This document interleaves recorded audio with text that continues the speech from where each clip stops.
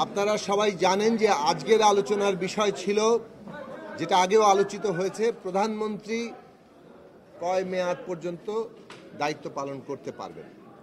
এ বিষয়ে যে প্রস্তাব ছিল, প্রধানমন্ত্রী সর্বোচ্চ 2 বার শপথ নিতে পারবেন কিংবা দায়িত্ব পালন করতে পারবেন। অন্যদিকে নির্বাচন সংস্কার কমিশনের প্রস্তাব ছিল যে প্রধানমন্ত্রী প্রধানমন্ত্রী 2 মেয়াদে দায়িত্ব পালন করতে পারবেন কিংবা তার এই প্রধানমন্ত্রী হওয়ার সুযোগ 2 মেয়াদে সীমিত করার বিষয়ে। বার এবং মেয়াদ নিয়ে একটা সমস্যার জায়গা তৈরি হয়েছে। মেয়াদ বলতে তো পূর্ণ 5 বছরের একটা জায়গা বোঝায়, অথবা সংসদ যতদিন আছে বোঝায়।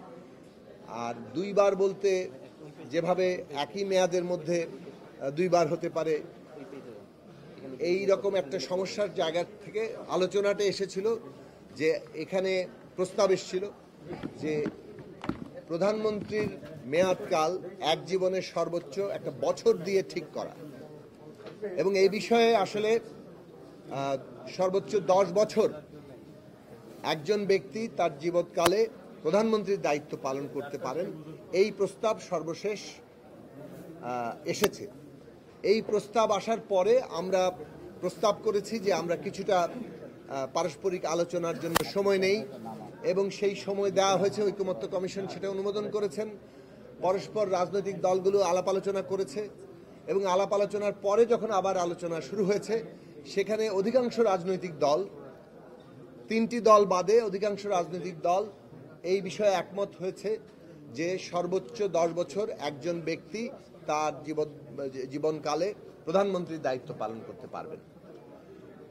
3টি দলের ভিন্ন ভিন্ন রকম প্রস্তাব আছে, এবং সেই সব প্রস্তাবগুলো সহ আরও অন্যান্য অমীমাংসিত যেসব বিষয় আছে, যেমন নারীর প্রতিনিধিত্ব এবং সরাসরি নির্বাচনের প্রশ্ন, সাংবিধানিক পদগুলোতে সাংবিধানিক কমিশনের মাধ্যমে নিয়োগের প্রশ্ন, উচ্চকক্ষের গঠন এবং সেখানে সাংখ্যানুপাতিক পদ্ধতিতে উচ্চকক্ষের গঠন সহ উচ্চকক্ষের ক্ষমতার পরিধি এবং 2 কক্ষের মধ্যে ভারসাম্য, রাষ্ট্রপতি নির্বাচন এবং রাষ্ট্রপতি প্রধানমন্ত্রীর মধ্যে ক্ষমতার ভারসাম্য, এই সমস্ত প্রশ্নগুলো নিয়ে ইতিমধ্যে যে আলাপ আলোচনা হয়েছে এবং যতগুলো ঐকমত্য হয়েছে, কিছু কিছু দ্বিমতের জায়গা আছে, সবগুলো বিষয় নিয়ে আমরা আরও আলাপ আলোচনা করা, দলের নিজস্ব ফোরামে আলোচনা করা এবং দলগুলোর পারস্পরিকভাবে আলাপ আলোচনার মধ্য দিয়ে যথাসম্ভব ঐকমত্যে পৌঁছানোর চেষ্টা করা, এবং 2 দিন গ্যাপ দিয়ে আগামী বুধবারে হয়তো আবারও আলোচনায় বসা এবং এইসব প্রশ্নগুলোতে চূড়ান্ত সিদ্ধান্তের জায়গায় আসা, সেই বিষয়ে আসার জন্য এক ধরনের সিদ্ধান্ত হয়েছে। প্রধানমন্ত্রীর ক্ষমতা একজন ব্যক্তির তার লাইফ টাইমে সর্বোচ্চ তিনি 10 বার প্রধানমন্ত্রীর দায়িত্বটা তিনি 10 বছর প্রধানমন্ত্রীর দায়িত্ব তিনি পালন করতে পারবেন। মেয়াদ এবং বার নিয়ে একটা বিতর্ক ছিল, সে আলোচনাটা কিছুটা আমরা সমাধান করে কাছে এসেছি। সর্বোচ্চ 10 বছর তিনি এই দায়িত্বটা তিনি পালন করবেন। আর এর সাথে যুক্ত পরবর্তীকালে বিএনপির যেমন মতামত আছে, তারা এটাকে একটা প্যাকেজ আকারে তারা আলোচনা করতে চান। বিশেষ করে এনসিসি কিভাবে গঠন হচ্ছে, সাংবিধানিক পদের নিয়োগগুলো কিভাবে গঠন হবে, এই আলোচনা, উচ্চকক্ষের প্রতিনিধিত্বটা সেটা কি পার্লামেন্টে প্রাপ্ত ভোটের হারে হবে নাকি দলগুলোর প্রাপ্ত সংখ্যানুপাতিক ভোটের হারে নির্ধারিত হবে, এটা একটা গুরুত্বপূর্ণ বিষয়। এবং তাদের কাজগুলো কি হবে। এর বাইরে আপনি জানেন যে রাষ্ট্রপতির তিনি কিভাবে নির্বাচিত হবেন, এবং প্রধানমন্ত্রীর সাথে রাষ্ট্রপতির ক্ষমতার ভারসাম্য, এটা পরবর্তী আলোচনা আছে।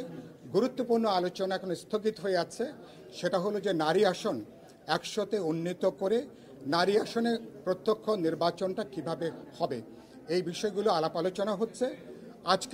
আমরা আজকে দুপুর পর্যন্ত যেটা হয়েছে, এটা নিয়ে বিকালের সেশনে আর আলোচনা হবে না। আগামী 2 দিন বিরতি থাকবে। আগামী বুধবার থেকে ঐকমত্য কমিশনের সাথে দলগুলো যখন আলোচনা হবে, ইতিমধ্যে আমরা এই বিষয়গুলো দল কথা বলবেন, পারস্পরিকভাবে আমরা বোঝাপড়া তৈরি করবার চেষ্টা করব, এবং আশা করছি আমরা সর্বোচ্চ বোঝাপড়ার মধ্য দিয়ে এই বিষয়ে ন্যূনতম একটা ঐকমত্যের জায়গাটা আমরা আসতে পারবো। সবার আন্তরিক উদ্যোগ আছে, চেষ্টা আছে, এবং আমি মনে করি তারপরে যদি না হয়, যেটুকু একমত হব সেটাই হবে জুলাই সনদের ভিত্তি হবে, সেটা বাকি যে প্রশ্নে একমত হতে পারবো না সেগুলো একটা ওপেন এন্ডেড ডিসকাশন হিসাবে সেটা থাকবে, দলগুলো সেটা নিয়ে পরবর্তীকালে তারা নিশ্চয়ই আলোচনা করবে। এসএমসি ওটসালাই এলো আরো উন্নত নতুন প্যাকে, জীবন বাঁচায়, জীবনকে এগিয়ে নিয়ে যায়। আমরা জামাত ইসলামীর পক্ষ থেকে বার এবং টার্ম নিয়ে যে ঝামেলা ছিল, পরে আমি প্রস্তাব করেছিলাম ভিতরে যে এটা টাইম 10 বছর, এটাতেই আমরা একমত হয়ে যাই, বার এবং টার্মের ব্যাখ্যা যাওয়া দরকার নেই। তো তিনটি দল ছাড়া সকলেই এই প্রশ্নে আমরা এক জায়গায় আসছি। মাঝখানে 15 মিনিট ব্রিফিং ছিল পারস্পরিক আলোচনা করে যে জীবনে in the whole life time যে কোনো ব্যক্তি 10 বছর ম্যাক্সিমাম প্রাইম মিনিস্টার হিসাবে দায়িত্ব পালন করতে পারবেন, এটা যতবারই হোক। আমাদের 5 ইয়ার্স টার্ম ন্যাচারাল ওয়েতে এটা 2 বার হয়, সুতরাং 2 বারের বেশি টার্মস যদি পূরণ করেন তাহলে কেউ প্রধানমন্ত্রী হতে পারবেন না। দুনিয়ার বহু দেশে নজির আছে এবং বাংলাদেশের জন্য এটা আমরা অত্যন্ত জরুরি মনে করি এবং সেটির ব্যাপারে আমরা প্রায় ঐকমত্যে পৌঁছেছি। বিকালে আরও 2টা পয়েন্ট আলোচনা হবে, তখন আপনাদেরকে নতুন করে সেই বিষয়ে ব্রিফ করতে পারবো। আমি আবার রিপিট করছি, Jamaat Islamic in the whole life term যে কোনো ব্যক্তি কোনোভাবেই 10 বছরের বেশি প্রধানমন্ত্রীর দায়িত্ব পালন করতে পারবেন না। এটা জাতীয় আকাঙ্ক্ষা, আমি মনে করি এটাই আমাদের সিদ্ধান্ত হওয়া উচিত ঐক্যমতের ভিত্তিতে। বেশ কিছু রাজনৈতিক দল যারা, এবং অধিকাংশ রাজনৈতিক দলই বিশেষ করে, যারা পরিষ্কারভাবেই বলেছিল যে 2 মেয়াদের বেশি কেউ প্রধানমন্ত্রী থাকতে পারবে না, কিংবা 2 বারের বেশি কেউ প্রধানমন্ত্রী থাকবে না।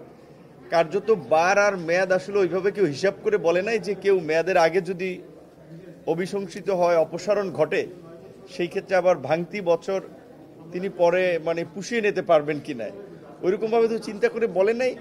সেই দিক থেকে সবাই মোটামুটি ওইখানে একমত যে সেটা ভগ্নাংশ হোক আর পরিপূর্ণ হোক, 2টা মেয়াদের বেশি কেউ প্রধানমন্ত্রী থাকতে পারবে না। সেইখানে 2-3টি দলের ভিন্ন মতের কারণে পরে আলোচনা উঠেছে যে আমরা আসলে তাহলে মেয়াদ কিংবা বারের পরিবর্তে একটা নির্দিষ্ট টাইম পর্যন্ত, যে তার জীবদশায় এত বছর পর্যন্ত প্রধানমন্ত্রী থাকতে পারবে, এই জায়গায় পৌঁছতে পারি কিনা। সেইখানেও অধিকাংশ রাজনৈতিক দলই 10 বছরে একমত হয়েছে, কিন্তু সকলে মিলে একমতে পৌঁছানো যায় নাই।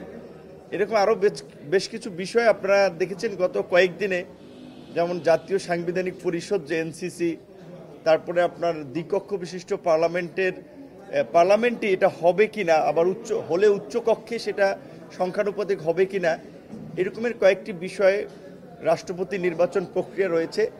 সেইগুলো নিয়ে আবার 2 দিন গ্যাপ দিয়ে হয়তো আলোচনা হবে এবং এই লাঞ্চের বিরতির পরে সংবিধানের মূলনীতি সহ আর নির্বাচনের যে আসনের সীমানা নির্ধারণ, এই 2টো বিষয় নিয়ে আলোচনা হবে। কিন্তু মূল বিষয়গুলোতে গত 3 দিনের মতো আজকেও বলা চলে অমীমাংসিতই।